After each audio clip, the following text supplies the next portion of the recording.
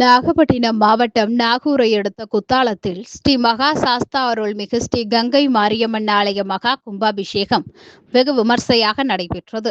அனுஜை பூஜை கடந்த 4ஆம் தேதி துவங்கியது.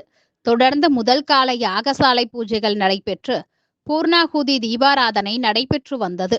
4ஆம் கால யாகசாலை பூஜை நிறைவு பெற்று பூர்ணாகுதி தீபாராதனை நடைபெற்றது. தொடர்ந்து மேளதாளங்கள் முழங்க கடம் புறப்பட்டு ஆலயத்தை சுற்றி எடுத்து வரப்பட்டது. பின்னர் சிவாச்சாரியார்கள் வேத மந்திரங்கள் முழங்க கோபுர கலசத்தில் புனித நீர் ஊற்றப்பட்டு மகா கும்பாபிஷேகம் வெகு விமர்சையாக நடைபெற்றது. அதனைத் தொடர்ந்து பக்தர்கள் மீது புனித நீர் தெளிக்கப்பட்டது. சிறப்பபிஷேகம் செய்யப்பட்டு மகா தீபாராதனை காண்பிக்கப்பட்டது. இதில் சுற்றுவட்டார பகுதிகளைச் சேர்ந்த திரளான பக்தர்கள் பங்கேற்று சுவாமி தரிசனம் செய்தனர்.